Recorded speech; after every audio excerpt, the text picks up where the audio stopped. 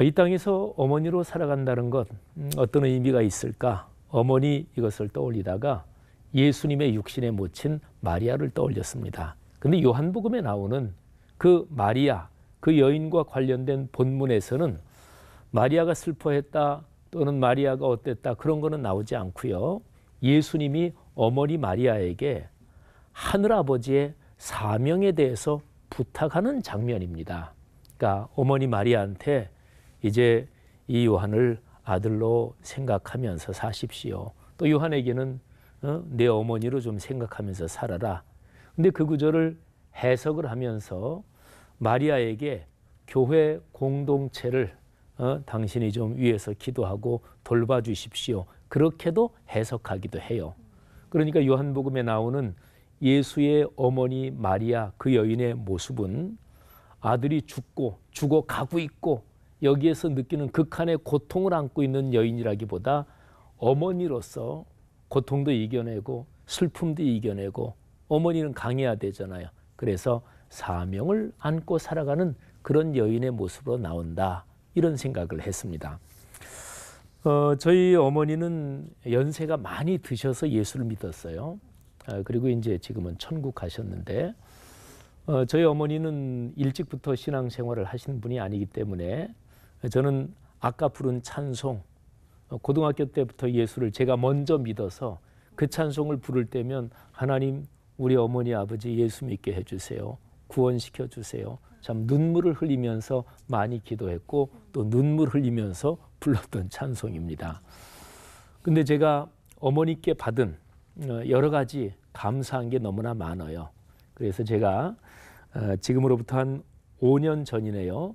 어머니의 유산 이런 제목으로 제가 짤막한 글을 하나 썼는데 저희 어머니도 예수의 육신에 묻힌 마리아만큼 그렇게 믿음을 가진 여인은 아니었지만 저희 어머니도 늦게 예수 믿고 기도 많이 하셨고 또 하나님에 대한 신앙을 꼭 붙잡고 사셨고 영생의 소망을 가지고 사시다가 천국을 가셨습니다.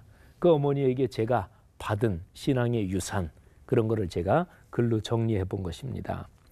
어머님의 유산, 바꿀 수 없는 것을 받아들이는 겸손에서 거기에 숨겨진 삶의 교훈을 배우게 하소서. 바꿔야 할 것을 감행하는 용기에서 사람만이 가진 삶의 성취를 누리게 하소서.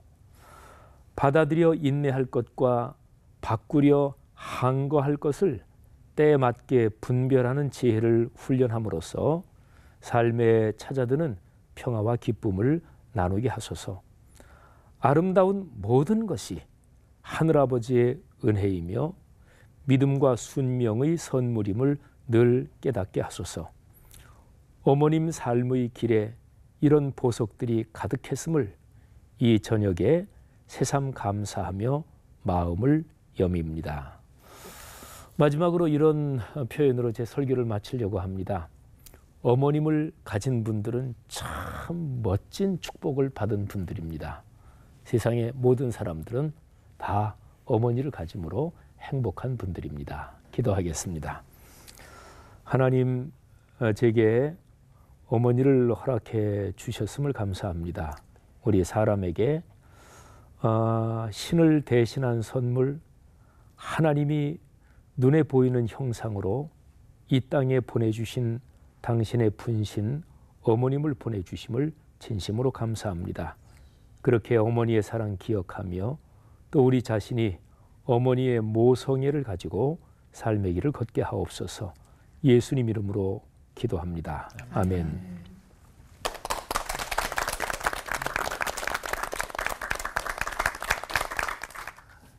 광고 카피가 하나 떠오르네요. 짤막한 글인데요.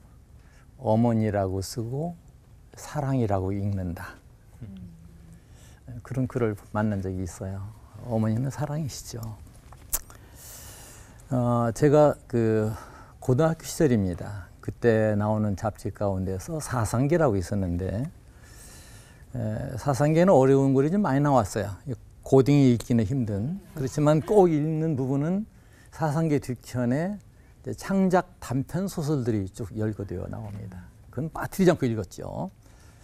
제가 그 작가가 생각이 납니다마는 다시 확인을 안 해봤기 때문에 성함은 되지 않겠습니다. 김씨였던 것으로 생각이 들고 그때 어느 분 거야 생각은 나는데 제가 자신이 없으니까 말씀은 안 드리겠습니다. 그 작가가 예수님에 대해서 썼어요. 근데 그 주제가 뭐냐면 예수는 불효자다.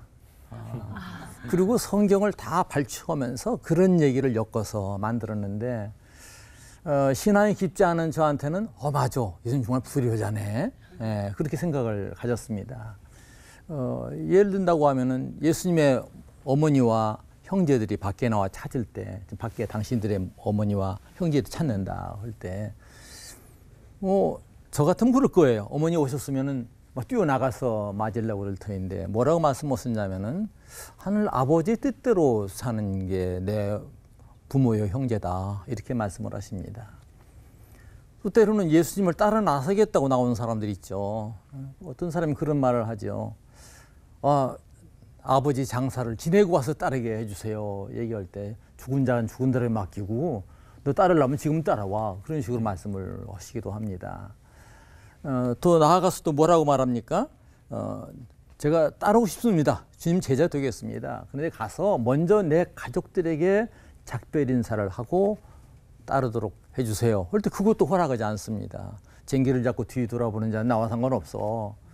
그런 내용들을 다 열거해가지고 예수는 불효자다. 저는 그 당시 그걸 읽을 때 맞네. 불효자네. 그런 생각을 가졌습니다.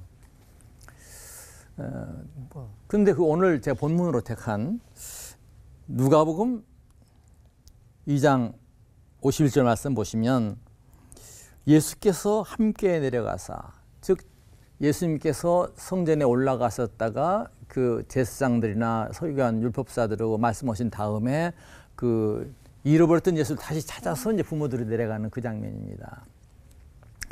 소년 예수죠.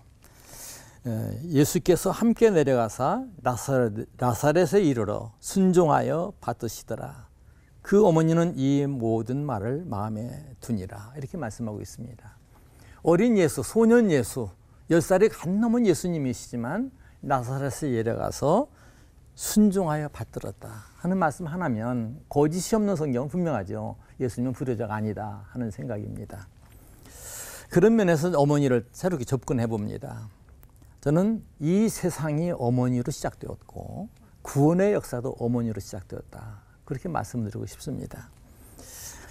제가 정확하게 언어학자가 아니기 때문에 분석은 안 해봤습니다만은 제가 여러 번 들었던 그런 얘기고 읽었던 그런 얘기입니다.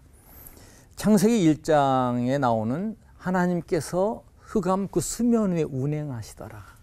그 운행이라는 어휘가 우리가 쉽게 생각하는 운전한다, 어디에 달려간다 그런 뜻이 아니고 품이라는 의미가 있다고 그래요. 그러니까 그 새가 알을 품듯이 품는 그런 의미가 있다고 그래요. 그러니까 천지를 창조하시고 시작하시는 것도 어머니의 모성. 이는 하나님이 아버지냐 어머니냐 그런 걸로 논쟁도 벌려요.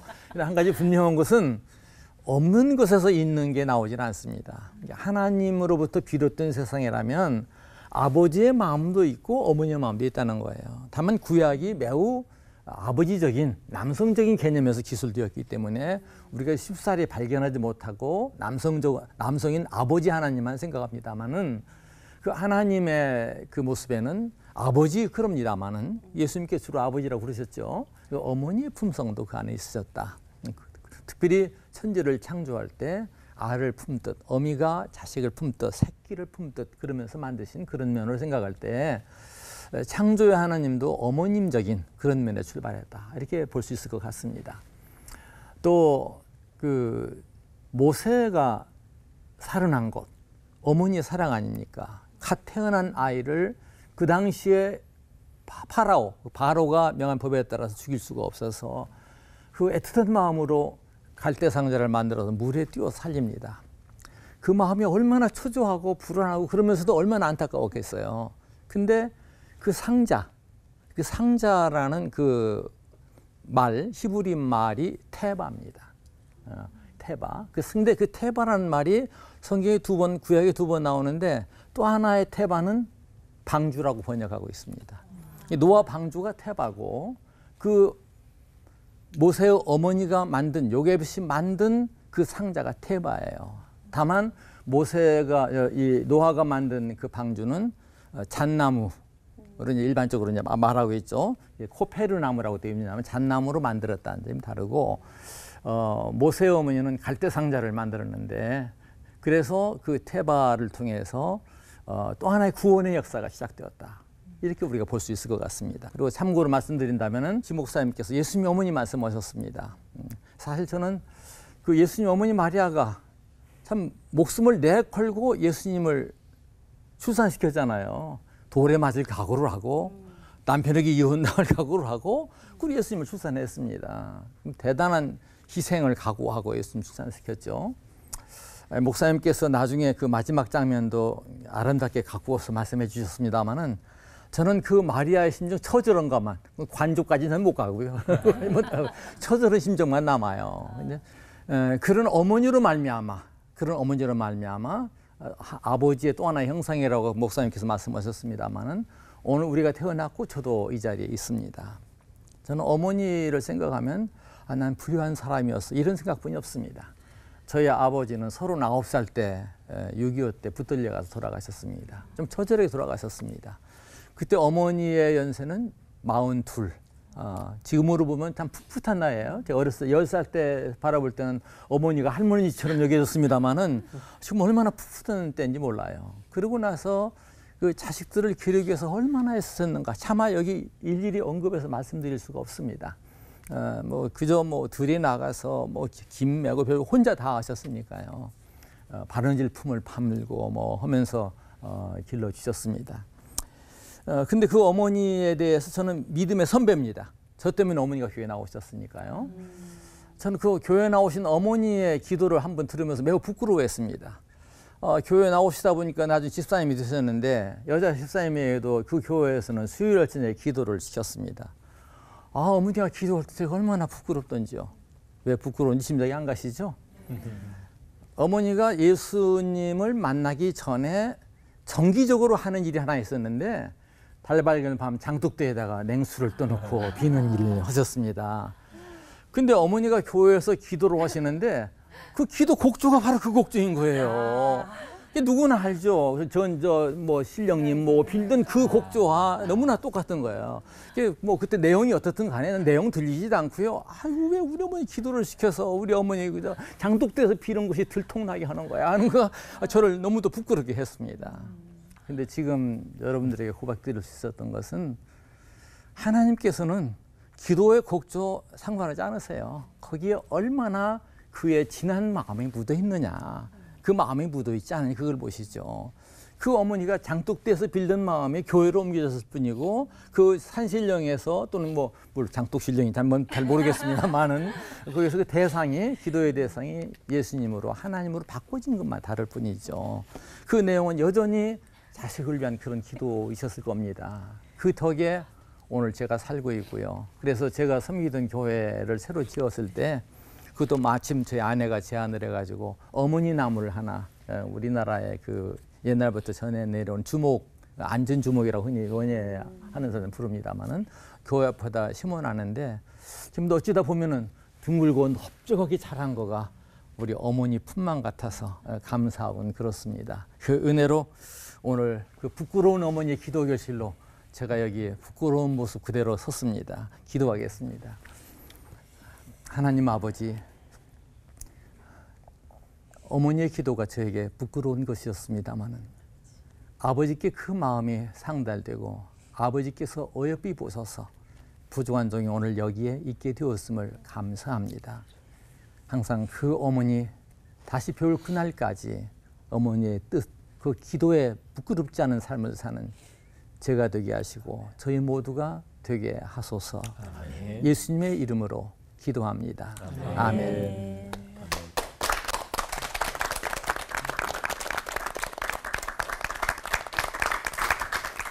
지영우 목사님이 종교개혁사를 전공하신 역사학자이신데에도 사실은 저는 신약학을 전공을 했거든요. 근데 신약학 쪽에도 아주 조예가 깊다 그런 생각이 듭니다. 요한복음에 있는 예수님의 모습을 묵상을 하셨는데 사실은 저는 그렇게 누가복음을 소개를 좀 잘 하셨습니다만 누가복음 성령의 복음이고 여인의 복음, 약한 자들의 복음, 그 누가복음에 나타난 어머니의 모습. 누가복음 2장 19절에 보면 마리아는 이 모든 말을 마음에 새기어 생각하니라. 이 말씀을 중심으로 우리 어머니 얘기를 조금 해드렸으면 좋겠다 그런 생각을 해봅니다. 보통 우리는 우리 어머니 그러지만 오늘 이 시간만큼은 나의 어머니라고 표현을 했으면 좋겠다. 그렇게 생각합니다. 나의 어머님 키가 참 작았습니다. 뭐 그때 당시에 한국의 어머님들 여인네들은 다 뭐 키가 그렇게 크진 않았죠. 근데도 우리 어머님은 그 중에서도 특별히 조금 키가 아주 작았다는 생각이 듭니다. 그런데 그 키와는 달리 우리 어머님은 굉장히 배포도 컸고 꿈도 컸고 배짱도 참 컸던 분이라고 생각이 들어요. 작은 고추가 맵다는 말이 우리 어머니에게 해당되는 말이 아니었을까 하는 생각이 듭니다. 손대는 일 크게 손대고요. 뭐 김장을 해도 굉장히 많이 하고 손님 대접할 때 음식도 굉장히 많이 하시는 분이셨습니다. 15 어린 나이에 우리 아버지한테 시집을 오셨죠. 평생을 고생을 그렇게 죽도록 하시면서도 우리 자식들 앞에서 한 번도 힘들다, 뭐 후회가 된다, 뭐 어렵다, 불평하시는 것을 저희들이 들어본 적이 없습니다. 다 항상 웃으면서 그 어려운 일들을 다 수곡수곡 일하셨죠. 큰 아들 어려서 죽고, 둘째 아들 또 죽고, 첫째 딸 죽고, 그래서 제 위에 있는 3남매가 다 죽는 그 아픈 기억들을 가슴에 품으시면서 사셨음에도 불구하고 내색 하나하나 안 하시던 분이셨습니다. 눈물 흘리는 걸 내가 못 본 것 같아요. 그런데 사실은 이 어머니에 비해서 우리 아버님은 굉장히 마음이 여리셨어요. 두 아들 죽고 세 번째로 딸마저 4학년, 초등학교 4학년 때 학교 갔다가 와가지고 그냥 갑자기 뭐 병원에 갈 사이도 없이 그냥 갑자기 죽는 것을 보시고는 그냥 미쳐버리셨어요. 셋을 한꺼번에 잃고는 그때까지는 술 한 방울도 되지 않으셨던, 옛날에는 농사 짓는 분들은 거의 술 뭐 하시잖아요. 술 힘으로 농사를 지었으니까. 근데 우리 아버님은 술 한 방울도 안 하시던 어른인데 아이 셋을 잃어버리고는 그냥 미쳐버리니까 폭주를 배우기 시작하셨죠. 딸 거적대기에다가 싸서 지게에 짊어지고 어느 산에다 묻어버렸는데 우리 어머님은 그것도 모르죠. 어디에다 묻었는지조차 모르고 묻어버리고는 저희 고향이 강원도 춘천인데 소양강을 일주일을 집에도 안 들어오시고 낮이면 낮, 밤이면 밤 그 소양강을 오르락 내리락 하시면서 통곡하시면서 우셨죠. 폭주를 배우셨기 때문에 이 아버님 농사 조그맣게 농사를 지어도 뭐 당신 농사 지어야 되는데 한 번 술 들어가셨다 그러면 3개월, 4개월 동안 그냥 농사 안 지세요. 그냥 술 잡수시는 거예요. 그러면 우리 그 조그만 키도 작은 우리 어머님이 그 농사를 다 지은 거죠. 혼자서. 물론 저도 뭐 가서 하지만 뭐 어린 제가 그냥 뭐 폰만 잡을 뿐이었죠. 우리 어머니 그러면 흔히들 우리 대한민국 얘기 나오는 것처럼 은근과 끈기의 여인이었다는 생각을 해봅니다. 100일 불공 들여서 저를 낳았고 이제 하나밖에 없는 아들 누이 동생 둘을 나중에 낳았으니까요. 그놈마저 죽을지도 모른다는 두려움 때문에 70리 떨어져 있는 저를 오르락내리락 하시면서 간절히 불공을 드리며 1년에도 몇 번씩 올라가셨던 분이시죠. 근데 어느 날 갑자기 바로 고등학교 2학년 때 절에 4월 초파일날 불공 드리고 내려와 가지고 2주간 만에 그날이 주일날 아침이었던 거 기억해요. 왜냐하면 제가 학교를 안 갔으니까. 아침밥 딱 물리더니 어머님이 하시는 말씀이 저보고 야 우리 교회 나가볼까. 그러고는 결단해서 그냥 한 20분 만에 저하고 우리 어머니하고 같이 예배당 안에 들어가게 됐죠. 그만큼 단칼에 한번 결심한 거는 그대로 실천에 옮기는 결단력이 있었던 아주 무서운 분이었다는 생각이 지금도 듭니다. 친정으로는 오라버니 한 분 계셨어요. 그래 남매지간이었는데 아주 그 사이가 두 분의 정이 이루 말할 수 없었던 가까운 사이였습니다.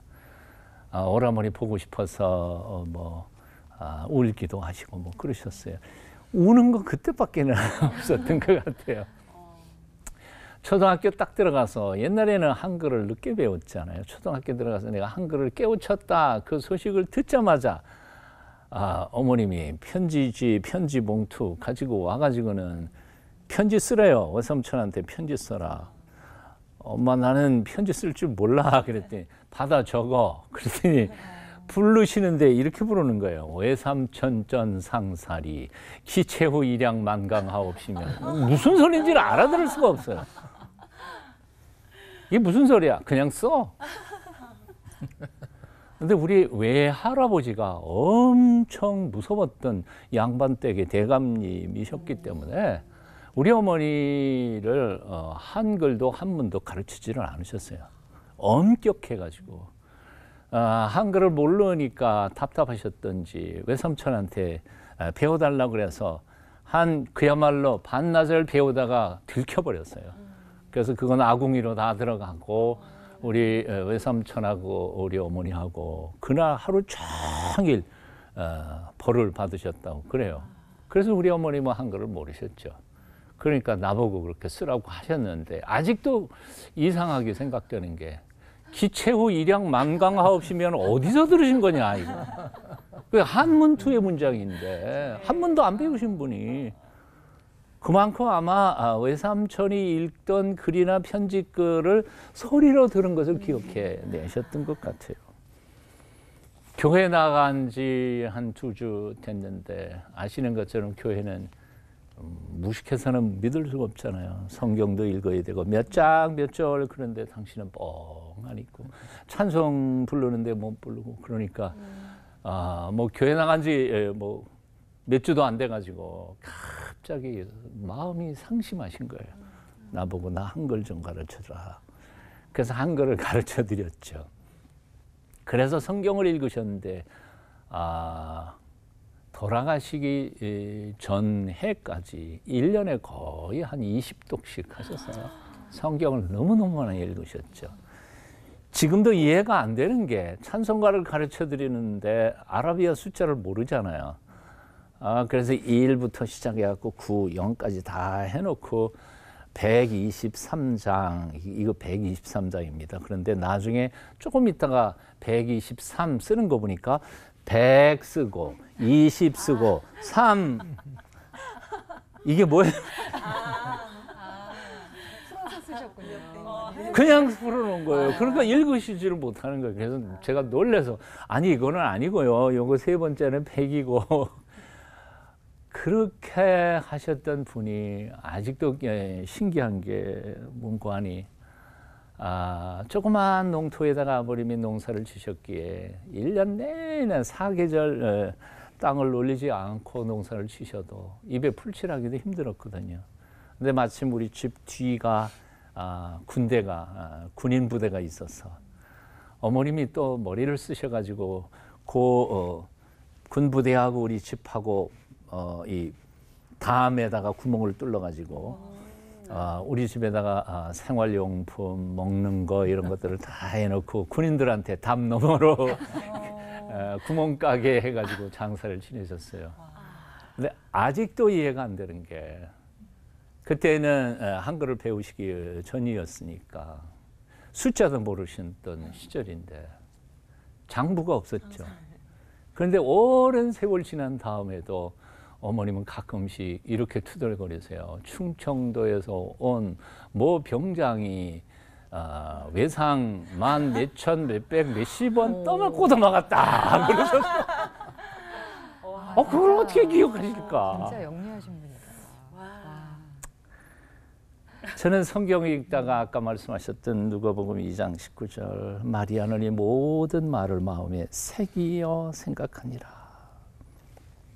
어머님은 마리아는 예수님의 어렸던 시절에 남들은 그냥 지나칠 수 있는 사건들도 마음에 꼭 새기어서 깊이 생각하시면서 아들의 성숙해가고 일할 것을 기도하시던 분이셨습니다. 저는 이 마리아의 모습 속에서 우리 어머니의 모습을 봐요.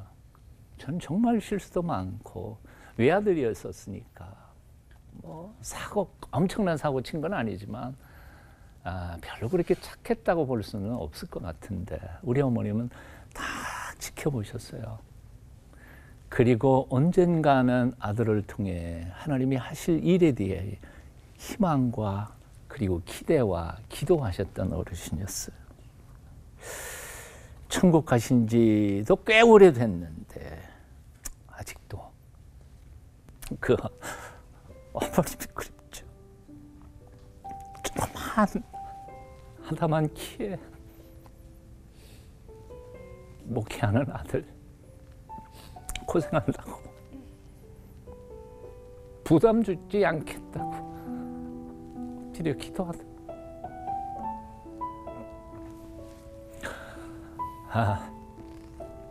우리 어머님 참 부지런하셨어요. 당신 집에 일은 당연히 해놓고요. 그러고도 그냥 쉬시면 됐는데 옆집에 가고 고추 말리는 것까지 다 간섭하시면서 일하시던. 그렇게도 불효했는데에도 불구하고 내가 하는 모든 말과 행동에 대하여 그중 한마디 않으시고 기다려 주시고 기도해 주셨던 어머니 큰 믿음, 큰 마음, 최고에 비해서 너무 큰 마음 어른을 생각해 봅니다. 그런 어머니를 그리워하면서 내 두 딸들 생각해 봅니다. 어머니에 비해서는 키가 훨씬 크고 배운 것도 많이 배운 딸들을 곰곰이 생각해 보면 너무 마음이 여려요. 조금만 어려움이 닥쳐도 절망하고 낙심하고 너무 쉽게 포기하는 딸들. 그런 딸들을 생각하며 기도하면서 이렇게 말해봅니다. 딸들아, 담대해라. 세상이 아무리 험하고 거칠어도 너희는 대안의 딸이다. 대안의 어머니들이 아니냐. 쉽게 포기하지 말고 쉽게 낙심하지 마라. 너희들은 그래도 그 장한 할머니야 손녀들이 아니냐 말하고 싶습니다. 기도하겠습니다. 선물 중에 가장 큰 선물인 어머니를 저에게 주신 하나님을 찬송합니다. 이 땅의 모든 어머님들을 복 주시고 어머니가 될 이 땅의 모든 딸들을 붙잡아 주시옵소서. 예수님 이름으로 기도합니다. 아멘.